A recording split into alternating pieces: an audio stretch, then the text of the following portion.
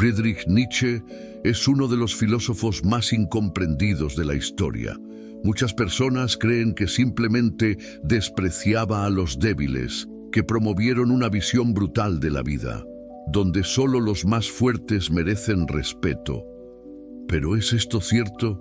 Lo que Nietzsche llamó debilidad no fue solo la falta de fuerza o poder físico. Para él, la debilidad era algo mucho más profundo y más peligroso. Una mentalidad que nos sostiene, nos impide evolucionar y nos hace vivir en una autodescrivencia constante. Y aquí está la parte más aterradora. Esta debilidad no es solo en los demás, puede estar en ti. Detente y piensa. ¿Cuántas veces te has establecido con una situación que te hizo infeliz? ¿Cuántas veces te mentiste a ti mismo diciendo que todo estaba bien cuando al final no? ¿Cuántas veces ha usado excusas para justificar su falta de acción? Nietzsche creía que la debilidad era ante todo deshonestidad consigo mismo, y eso es exactamente lo que exploraremos en este video.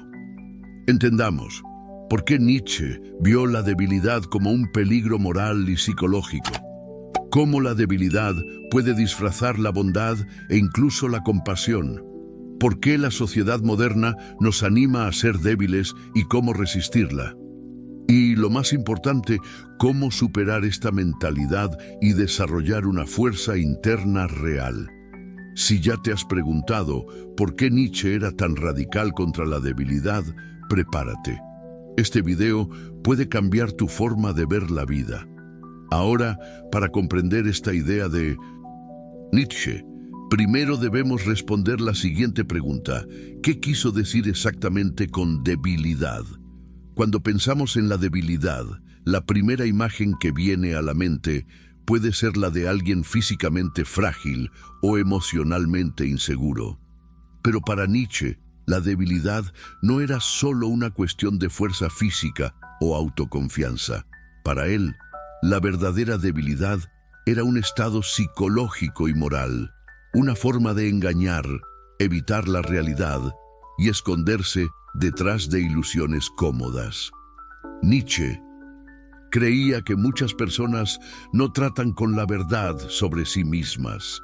Dicen que son felices cuando, en el fondo, están frustrados. Se convencen de que no querían nada simplemente porque no pudieron conquistarlo. Prefieren creer que el mundo es injusto, admitir que no hicieron lo suficiente para cambiar sus propias vidas. Esta falta de honestidad interna era para él uno de los signos más ligeros de debilidad.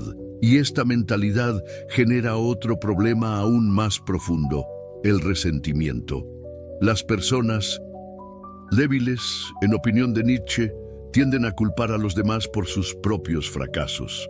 En lugar de asumir la responsabilidad de sus elecciones, buscan villanos externos para justificar su insatisfacción. Alguien que no puede alcanzar el poder comienza a demonizar a quienes los tienen. Aquellos que fallan financieramente comienzan a decir que el éxito solo es posible para el corrupto. Aquellos que no pueden cambiar sus propias vidas comienzan a predicar ese sacrificio, y la renuncia son las verdaderas virtudes. Todo esto es parte de un mecanismo de defensa psicológica. En lugar de reconocer la propia debilidad, uno transforma su impotencia en una nueva moralidad.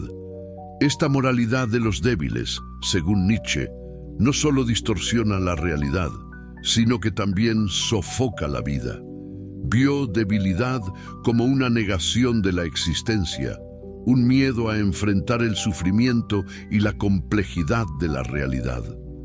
Para él, muchas filosofías y religiones promueven este tipo de mentalidad alentando la renuncia de los deseos, el placer y el instinto. Pero quien realmente tiene fuerza, según Nietzsche, no escapa de la vida. Por el contrario, ve su cabeza, con todo lo bueno y malo. Y tal vez esta es la parte más incómoda de este pensamiento. Darse cuenta de que la debilidad puede estar dentro de nosotros. ¿Cuántas veces hemos elegido mentiras cómodas en lugar de verdades difíciles? ¿Cuántas veces dejamos de actuar por miedo al fracaso? ¿Cuántas veces despreciamos el éxito de los demás solo porque nos recuerdan lo que no pudimos lograr? Para Nietzsche, reconocer estos estándares es esencial, porque si no tomamos el control de nuestra propia existencia, terminamos debilitándonos sin siquiera darnos cuenta. Pero hay un aspecto aún más profundo en este punto de vista. Nietzsche no vio debilidad como un problema individual. Para él, la debilidad corrompe incluso cómo las personas ven la moralidad y los valores. Y eso nos lleva a una pregunta aún más incómoda. ¿Puede la debilidad volverse deshonesta? Nietzsche creía que la debilidad no era solo un problema de falta de fuerza, sino también de deshonestidad. Para él, muchas personas eligen engañarse porque enfrentar la verdad requiere coraje. Es más fácil decirte a ti mismo que todo está bien que admitir que necesitas cambiar. Más fácil culpar a los demás que asumir la responsabilidad. Más fácil de aceptar un mal destino que tener que luchar contra él. Este auto-premio se manifiesta de muchas maneras. Hay quienes aceptan una vida que no quieren, pero se convencen de que así es como debería ser. Otros miran a aquellos que tienen éxito y se sienten celosos, pero en lugar de admitir este sentimiento, disfrazan con desprecio. Nietzsche vio esto como un juego psicológico destructivo, donde la persona se encuentra a sí misma para evitar el sufrimiento de la verdad. El problema es que esta mentalidad no solo nos debilita, sino que también nos mantiene atrapados en ciclos de frustración y estancamiento. Aquellos que no son sinceros con uno mismo nunca pueden crecer realmente, porque siempre encontrarán justificaciones para permanecer exactamente donde está. Y con el tiempo, este tipo de debilidad puede convertirse en algo aún más tóxico: el resentimiento. El resentimiento, según Nietzsche, surge cuando alguien siente que fue perjudicado, pero en lugar de enfrentar la situación, se vuelve amargado y rencoroso.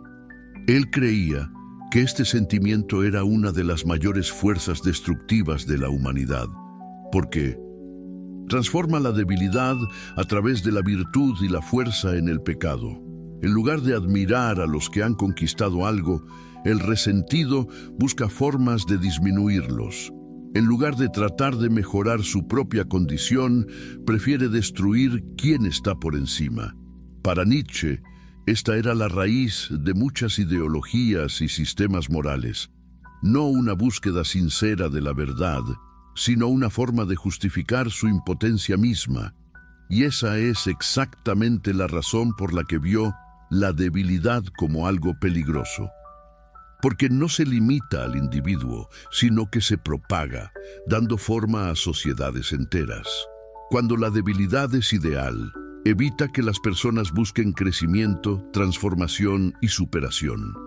Al final, este tipo de mentalidad no solo encarcela a los que la siguen, sino que también ataca a los que se atreven a ser diferentes.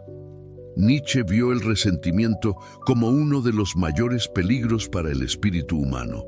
Para él, la debilidad en sí misma ya era un problema, pero cuando se combinó con el resentimiento, se volvió aún más destructivo. El resentido no solo se siente inferior, sino que también comienza a creer que todo lo que no puede lograr debe ser despreciado. No lucha por ser mejor. Intenta bajar lo grande para que nada parezca superior a él. Esto es lo que Nietzsche llama la moral de los esclavos, una especie de moralidad creada para no criar a las personas, sino para justificar su impotencia. En su libro Genealogía de Moral, explica cómo esta inversión de valores surgió históricamente.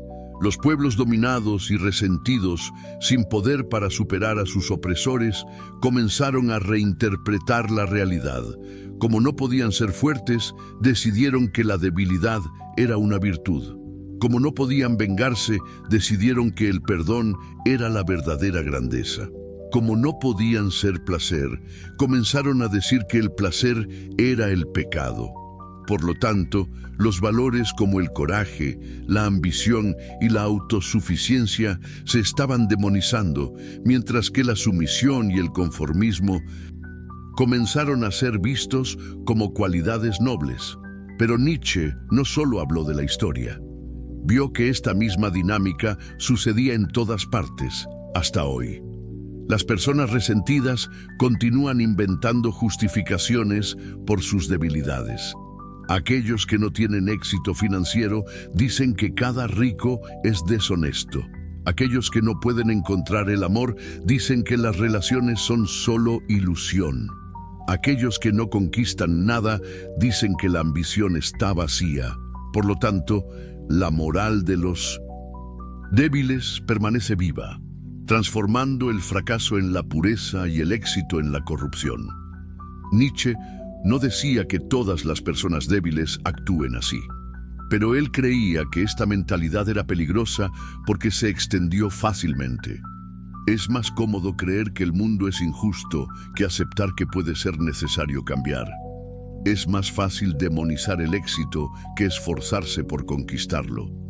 Y sobre todo, es más conveniente decir que ser fuerte es incorrecto que admitir que es débil. Este tipo de pensamiento es adictivo porque protege el ego. En lugar de enfrentar la realidad, la persona crea una versión en la que su debilidad se vuelve noble. Y eso es exactamente por eso que Nietzsche vio la moral de los débiles como una de las mayores amenazas para el espíritu humano. En lugar de alentar la superación, encarcela a las personas en un ciclo de conformismo y autosabotaje. Pocos conceptos son tan universales como la idea de compasión.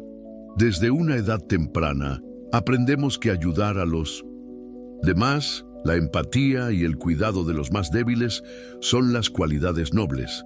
Pero Nietzsche vio compasión de una manera muy diferente y profundamente controvertida. Para él, la compasión podría ser destructiva, tanto para aquellos que lo reciben como para quienes lo ofrecen. Él creía que la compasión a menudo no era un acto genuino de bondad, sino un instrumento de manipulación. Cuando alguien se pone a sí mismo como víctima de piedad, en opinión de Nietzsche, esta persona no solo busca ayuda, está tratando de transferir su responsabilidad a los demás. En lugar de asumir su propio destino y luchar por sí misma, ella descansa en la compasión de los demás, como una forma de permanecer débil sin tener que cambiar. Y esta crítica también se extendió a aquellos que ofrecen compasión. Nietzsche vio muchos actos de caridad y misericordia como formas disfrazadas de superioridad. Cuando alguien siente lástima por el otro, está reforzando un poco la debilidad de esa persona y reafirmando su propia posición de superioridad. Para él, la verdadera grandeza no siente pena por los débiles, sino alentarlos a fortalecerse. Nietzsche creía que la compasión podría convertirse en un círculo vicioso. Si ayudamos a alguien sin alentarlo a crecer, esta persona puede terminar dependiendo de la ayuda sin desarrollar su propia fuerza. Vio esto como una forma sutil de encarcelamiento, donde los débiles permanecen débiles porque siempre encuentran a alguien dispuesto a apoyarlo. Esto no significa que Nietzsche defendiera la crueldad o la indiferencia. Por el contrario, valoró la idea de magnanimidad, un tipo de generosidad que no refuerza la debilidad, sino que inspira la fuerza.